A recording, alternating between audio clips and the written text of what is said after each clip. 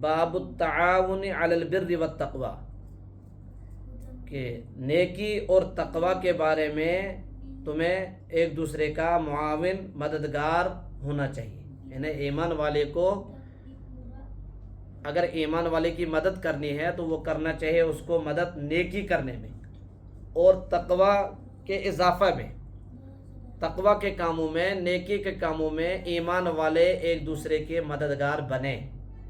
یہ ہے موضوع. اس کے متعلق جو ہے سورۃ المائدہ کی آیت صاحب کتاب نے لائی ہے، وَتَعَاوَنُوا عَلَى الْبِرِّ وَالتَّقْوَى. اس کا معنی بھی یہی ہے کہ تم معاون بنو، مددگار بنو ایک دوسرے کے، علی البر نیکی کرنے پر، والتقوی اور تقوی کے معاملے میں. یعنی اگر ایک دوسرے کی مدد کرنی ہے تو آپ کس پر کریں مدد؟ نیکی پر اور تقوی پر.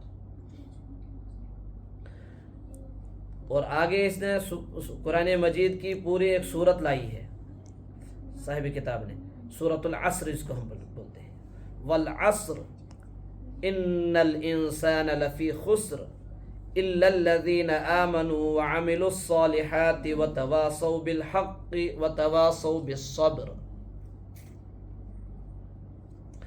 اس صورت میں جو سب سے پہلے عصر، لفظ عصر آیا ہے، یہ اللہ پاک یہاں پر زمانے کی قسم کھا رہے ہیں، زمانے کی قسم. والعصر، قسم ہے مجھے زمانے کی. پہلے ہم ترجمہ کر دیتے ہیں.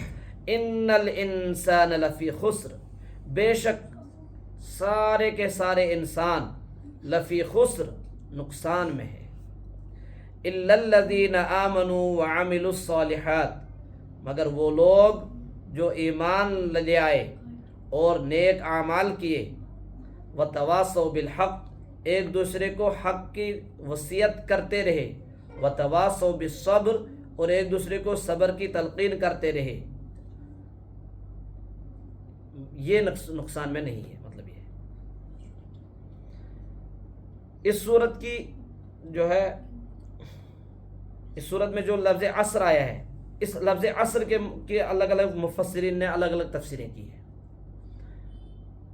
مثلا حضرت حسن بصری رحمۃ اللہ علیہ کہتے ہیں کہ عصر جو زمانہ ہے یہ کون سا وقت مراد؟ وقت ہے نا، زمانہ تو اس کی لمٹ کیا ہے؟ حضرت حسن بصری رحمۃ اللہ علیہ فرماتے ہیں کہ اس سے مراد ہے زوال سے لے کر غروب. زوال ہے نا دوپہر، جب ظہر کا وقت شروع ہوتا ہے نا، اس وقت سے لے کر جو غروب آفتاب تک وقت بنتا ہے، اتنا وقت مراد ہے. ان اللہ پاک نے جو زمانے کی قسم کہی تھی، اتنے وقت کی قسم کہی ہے.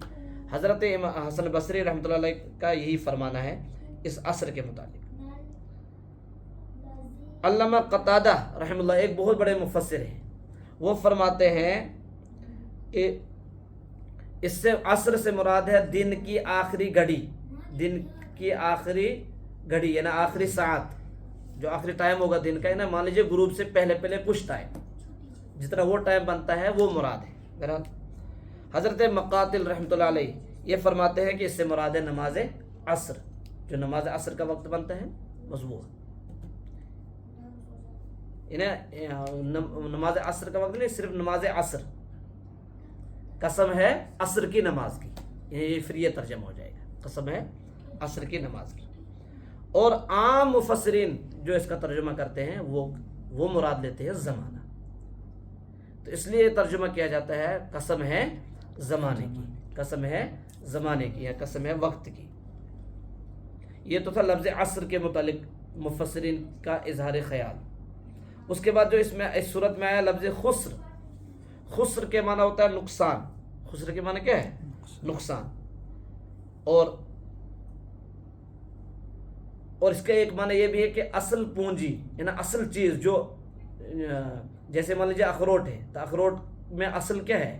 اس کا جو اندر والا وہ بیج ہے وہ ہے اصل، باہر چھلکا اصل نہیں. کیلا ہے، کیلے میں جو باہر چھلکا وہ اصل نہیں، اصل کیا ہے؟ جس چیز کو کھایا جا رہا ہے نا. تو اسی طریقے سے خسر سے مراد جو ہے اصل پونجی ہے، جو اصل چیز ہے انسان کی وہ ہے عمر. وہ کیا ہے؟ عمر. تو لہٰذا اللہ پاک نے جو کہا کہ تمام انسان خسارے میں ہیں، تمام انسانوں کا وقت اور انسانوں کی عمر ضائع ہے، نقصان میں ہے. تمام لوگوں کی عمر کیا ہے؟ ضائع ہو گئی ہے. مطلب یہ ہے. تو اصل پونجی انسان کی کیا ہے؟ انسان کے پاس جو اصل پونجی ہے، اصل خزانہ ہے، وہ ہے انسان کے پاس اللہ کی دی ہوئی امانت عمر. لہٰذا اس عمر کو انسان کو جو ہے اللہ کی اطاعت فرما برداری میں لگانا تھا، اعمال صالحہ میں لگانا تھا. لیکن یہ دوسری چیزوں میں اپنی عمر کو ضائع کر رہا ہے اللہ کی اطاعت کو چھوڑ کر. تو فرمایا اللہ کی اطاعت کو چھوڑ کر جو عمر دوسری چیزوں میں لگے گی وہ عمر نہیں ہے، بلکہ وہ ضائع ہو گئی، وہ خسارے میں پڑ گیا. سب یہ مطلب ہے. لہذا اس نقصان سے جو بچاؤ ہے وہ 4 صفات کے ذریعے سے. صرف وہی انسان خسران اور نقصان سے بچ سکتا ہے جس کے اندر 4 صفات ہوں گی. مطلب یہ ہے اس صورت میں جو بتایا نا کہ ان الانسان لفی خسر، تمام انسان خسارے و نقصان میں ہے. تو آگے بتایا الا الذین آمنوا وعملوا الصالحات وتواصوا بالحق وتواصوا بالصبر. تو 4 صفات کا آگے ذکر کیا. تو مقصد یہ ہے کہ جس انسان کے اندر یہ 4 صفات ہیں وہ انسان خسارے سے بچ گیا، نقصان سے بچ گیا. وہ 4 صفات کیا ہے؟ نمبر 1 ایمان باللہ. ایمان باللہ. الا الذین آمنوا، وہ لوگ جو ایمان لے آئے. تو کس پر ایمان لانا ہے ہم نے؟ اللہ پر، اللہ کے رسول پر، ہاں وغیرہ جو صفت ایمان میں جن چیزوں کا ذکر ہے ان پر ایمان لانا. تو ایمان ایک صفت ہے، ایمان باللہ. اور نمبر 2 دوسری صفت اعمال صالحہ، جس کو اسی صورت میں بتایا الا الذین آمنوا وعملوا الصالحات. تو دوسری صفت ہے جو انسان کو خسارے اور نقصان سے بچا سکتی ہے، وہ کیا ہے؟ اعمال صالحہ. اعمال صالحہ، کیونکہ اعمال 2 طرح کے، اعمال سیئہ، اعمال صالحہ. تو اعمال سیئہ تو انسان کو خسارے میں ڈال دیتے ہیں اور اعمال صالحہ انسان کو خسارے سے بچا لیتے ہیں. تیسری صفت جو ہے وہ ہے ایمان اور اعمال صالحہ کی تلقین کرنا ایک دوسرے کو. یہ صفت انسان کے اندر تیسری صفت جو ہونی چاہیے نا وہ ہونی چاہیے. جس کو آپ دوسرے الفاظ میں کہیں گے امر بالمعروف اور نہی عن المنکر.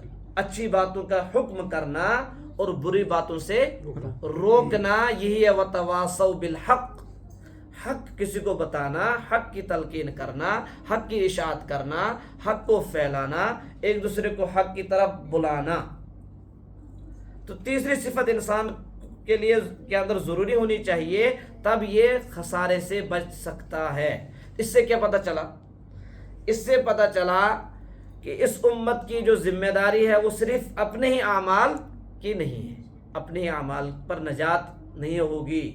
صرف اپنے اعمال، اپنی نماز، اپنے روزہ، جیسے بولتے ہیں کسی کو یار نماز پڑھو یا کسی اچھی بات کا حکم کرتے ہیں کسی کو یا ترغیب دیتے ہیں تو وہ بولتا ہے ایسے شیعہ میان قبر وسو سے پنن قبر میں پنن قبر سے پن حساب دن میں پن زندگی ہونے حساب سے کیا میں کیا سۭتۍ بولتے ہیں نا.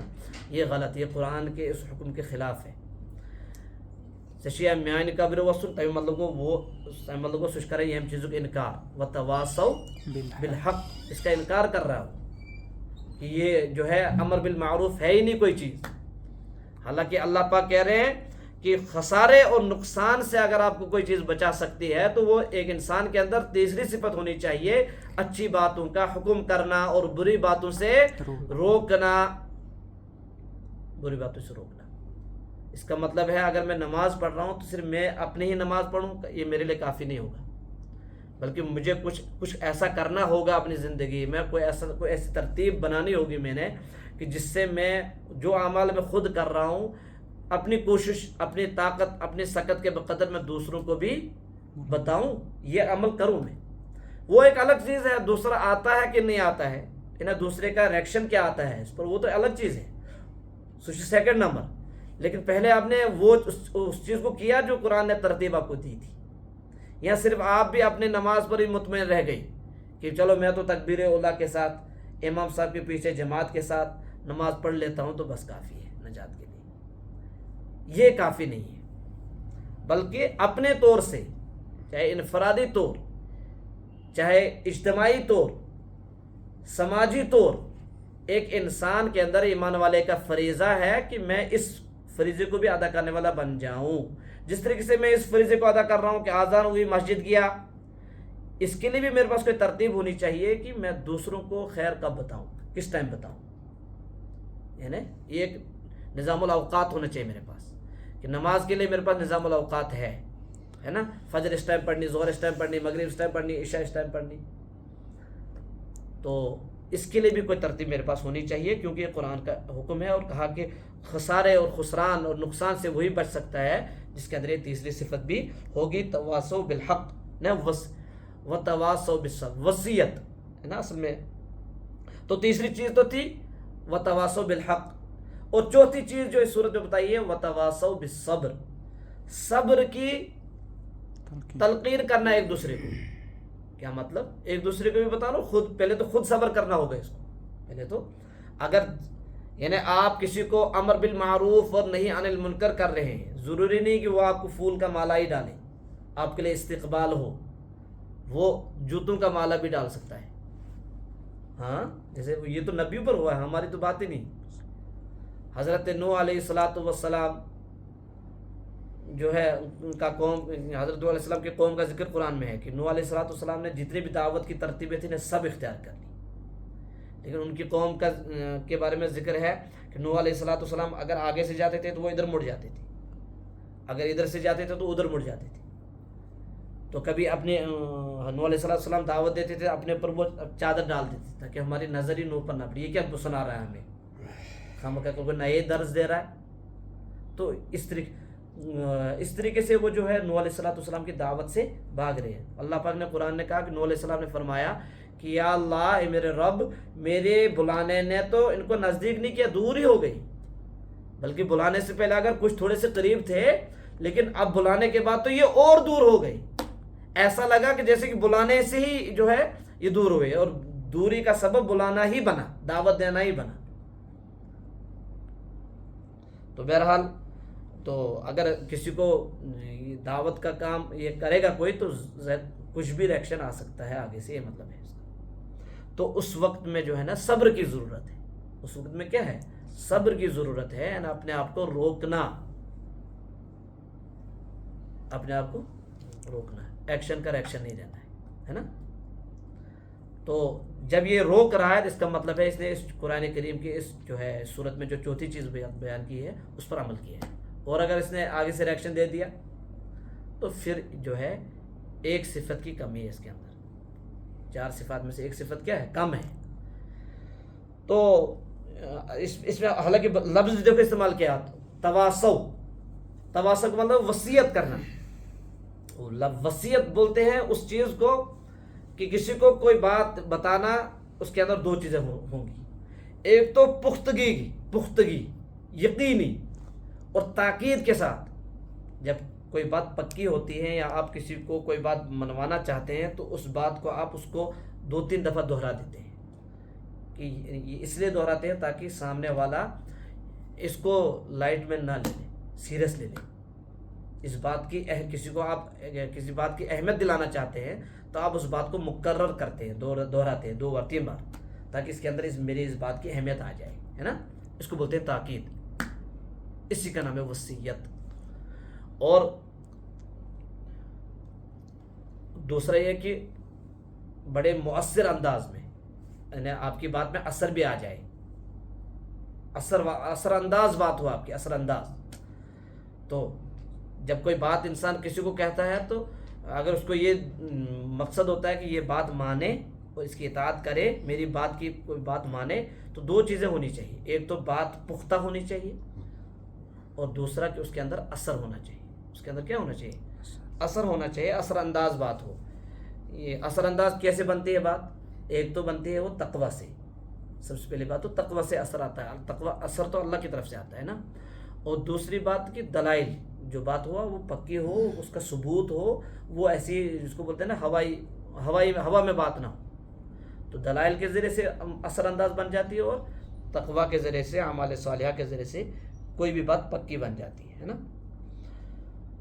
تو صبر یہ تو گیا وصیت. اسی لیے جو ہے جب مرنے والا مرنے سے پہلے وصیت کرتا ہے نا، اس لیے اس کو بھی کیا بولتے ہیں؟ وصیت.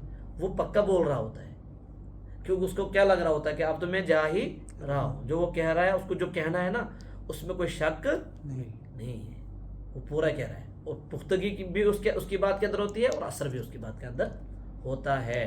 لہذا اس لیے جو ہے وصیت پر عمل کرنا بھی ہے جائز وصیت کے اندر. اور صبر کی تعریف کیا ہے؟ صبر کا معنی اپنے آپ کو روکنا، وہ جو میں نے بتا دیا. تو کبھی تو انسان کو نیک اعمال کرنے میں اپنے آپ کو روکنا ہے. کیا مطلب نیک اعمال کرنے میں؟ یعنی نیک اعمال آپ کرنا چاہتے ہیں، شیطان کرنے نہیں دے رہا ہے، تو اپنے نفس کو روکنا ہے، وہاں پر نیک عمل کرنا ہے. تو نیک عمل کرنے میں جو ہے صبر کی ضرورت پڑی. اور کبھی جو ہے گناہ سے بچنے میں صبر کی ضرورت پڑے گی. یہ جو نیک اعمال آپ نے کیا اور جو ہے شیطان روک رہا تھا، لیکن آپ نے نفس کو روکا اور نیک عمل آپ نے کر لیا، یعنی شیطان سے آپ نے لڑائی کر لی ایک حساب سے. اس کو بولتے ہیں صبر علی الاطاعت. صبر علی الاطاعت، اطاعت پر صبر کرنا. اور جو اب گناہ کر رہے تھے، گناہ کرنے کا جی چاہ رہا تھا، یہ لگ رہا تھا گناہ میں بہت مزہ آ رہا ہے، آپ نے اس مزہ کو چھوڑ دیا، گناہ کو چھوڑ دیا، تو یہاں پر آپ نے نفس کو روکا، گناہ نہیں کیا. اس کو بولتے ہیں صبر علی المعصیہ. صبر علی المعصیہ. اور تیسری چیز ہے صبر کی کہ مصیبتیں آ گئی، پریشانیاں آ گئی، حالات آ گئے، ناگوار حالات آ گئے، تو اس وقت آپ نے واہ والا نہیں کیا، اللہ کو، اللہ کے دین کو گالیاں نہیں دی. یہ نہیں کہا کہ خدا آسا بوئی ہوتا ہے، خدا نعوذ باللہ خدا استشن آر ترسا یون کہ، یا خدایش ظالم، یا خدا، یعنی یہ وہ الفاظ ہے کہ جس سے انسان ایمان سے نکل جاتا ہے، ایمان سے نکل جاتا ہے. ظاہر جب ایمان سے نکل گیا تو جو ہے اس کی بیوی بھی اس کے نکاح سے نکل گئی نا. ایمان ایک آدمی جو ہے کافر ہو گیا تو نکاح ٹوٹ گیا کہ نہیں ٹوٹ گیا. لہذا ان باتوں پر، ان چیزوں میں بہت جو ہے کہ بے احتیاطی ہوتی ہے. تھوڑی سی مصیبت آ گئی، بس اشکرن واہ والا، اشکرن یہ. کبھی جیسے قرآن میں بھی ہے، اللہ تعالیٰ آج بات ہے وَلَنَبْلُوَنَّكُمْ بِشَيْءٍ مِّنَ الْخَوْفِ وَالْجُوعِ وَنَقْصٍ مِّنَ الْأَمْوَالِ وَالْأَنفُسِ وَالثَّمَرَاتِ وَبَشِّرِ الصَّابِرِينَ. کہ اللہ پاک فرماتے ہیں کہ میں ضرور بے ضرور، اتنی پختگی کے ساتھ اللہ پاک بتا رہے، آزماؤں گا تمہیں کبھی بھوک سے، وَلَنَبْلُوَنَّكُمْ بِشَيْءٍ مِّنَ الْخَوْفِ، کبھی خوف سے، کبھی بھوک سے، کبھی اولاد کی نعمت چھین کر کے، کبھی مال کی نعمت چھین کر کے، کبھی عہدہ کی نعمت چھین کر کے.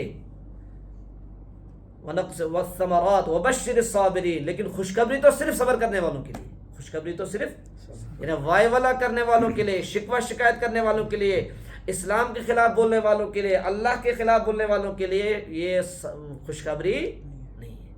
بلکہ آگے اللہ تعالیٰ نے فرمایا کہ جو صبر کرنے والے ہوتے ہیں ان کی صفت، کہ جو جب ان پر مصیبت آتی ہے تو وہ کہتے ہیں الذین اذا اصابتهم مصیبہ قالوا انا للہ وانا الیہ راجعون.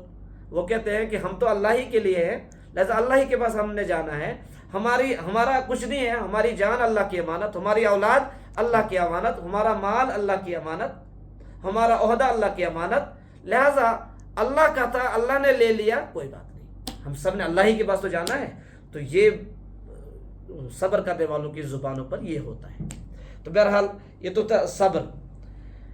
اور جو ہے ساتویں چیز جو اس صورت کے حوالے سے وہ ہے اس صورت کی اہمیت، اس صورت کی اہمیت، جس کو حضرت امام شافعی رحمہ اللہ نے بھی فرمایا، کہ جس کو امام شافعی کا قول حضرت امام نووی رحمۃ اللہ نے یہاں متن میں بھی بیان فرمایا. کیا فرمایا؟ ان الناس او اکثرهم فی غفلۃ عن تدبر هذه السورہ.